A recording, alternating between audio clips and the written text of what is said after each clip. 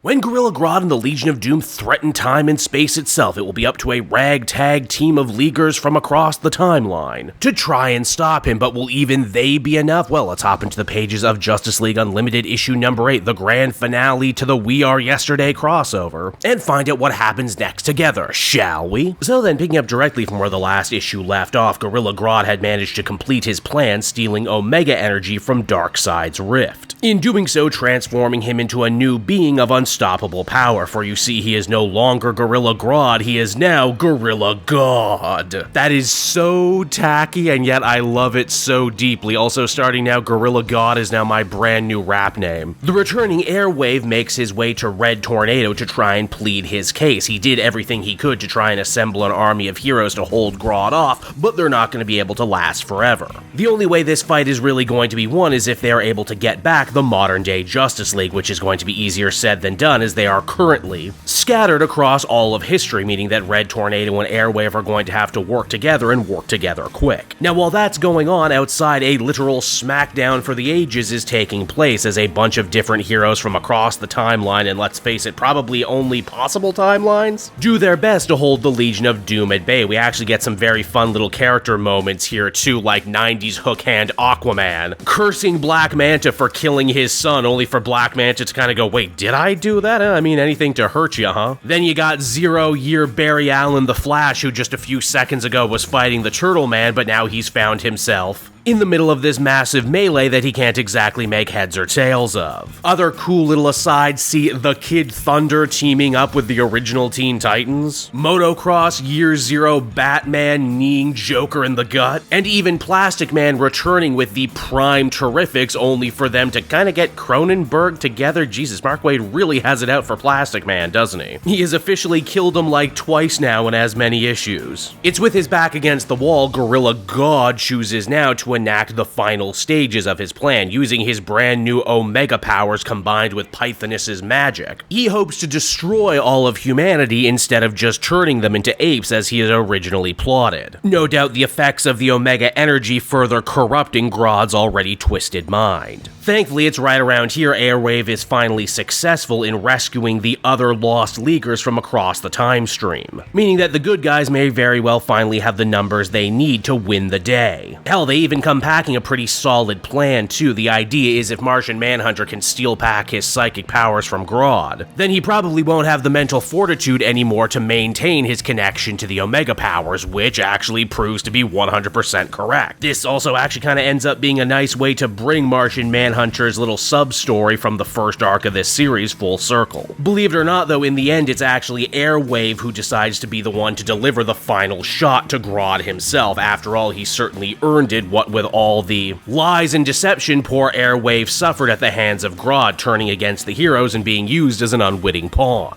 Though poor Airwave was also connected to the Omega powers too, and when he hits Grodd, he hits him so hard he kind of just disappears into the ether. Well, hey, I guess anyone who was still mad at him can't stay mad at him. Heroic sacrifice usually wipes your slate completely clean, right? Grodd is returned to normal, and him and the other villains are brought into custody by the League. I especially enjoy Barry Allen and Wally West taking this opportunity to talk shit directly to one of their arch foes' faces, basically saying, geez man, you had all the time in the world, all the resources, and you still lost. And indeed, the day is won, but it's not a happy victory for several reasons. Mainly, Airwave is gone, and believe it or not, it's actually Mr. Terrific of all people who blames himself. He spent more time with the kid than anyone, and yet he was so absorbed in his work he couldn't see that he was compromised. It gets even sadder when you remember that Airwave is literally a sidekick from out of time. Everyone he knew from his old life was dead, the League was the closest thing he had to his family, and Mr. Terrific vows to get him back no matter what it takes. Then of course there's still the hanging matter of all these time display superheroes. As Superman explains, the damage done to the timeline due to the events of this last battle is gonna take them a long time to sort out, which means that all of these different heroes and assumedly the villains too are stuck here in modern day. Which basically means this unlimited Justice League got even bigger, and Mark Waid now officially has a blank check to write whatever story he wants with whatever era of DC hero he wants. Now that might sound good on paper, but every action ends up having an equal and in this case devastating reaction. As the comic comes to a close, we actually check on in with with Time Trapper, who is also actually Doomsday now as a whole thing happening over in the Joshua Williamson Superman book. If you're not reading it, you really should. Time Trapper falls through a hyper-time, which yes, is apparently back now, only to end up coming face to face with the World Forger, aka brother to the Monitor and the Anti-Monitor, and also son to Perpetua, one of the progenitors of the universe, and yes, that is back in continuity now. You can read all about it in Mark Waid's History of the DC Universe, which also dropped this week. As Time Trapper says, he fears that these events may very well have kickstarted a brand new crisis, the end of time as we know it. And so that was Justice League Unlimited issue number 8, everybody, and oh man, was this a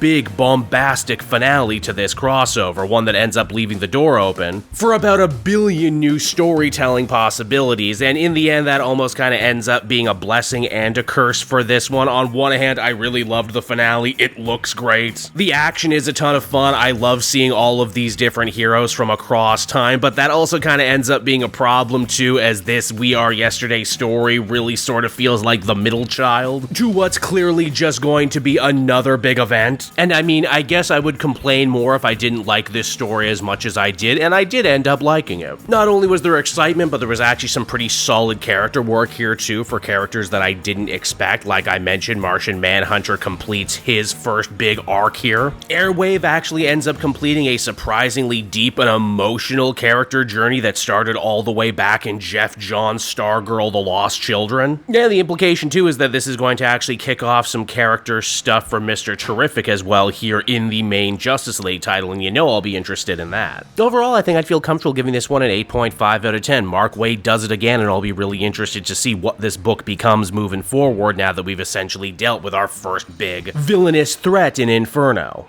Hey there everyone, it's your pal Cape Jewel again, and if you're seeing my face right now, that means you watched to the end of the video, and I'll always be grateful for that. Retention helps in this crazy YouTube game, and so does becoming a patron. If you head on down to the description, you can find a link to my Patreon page.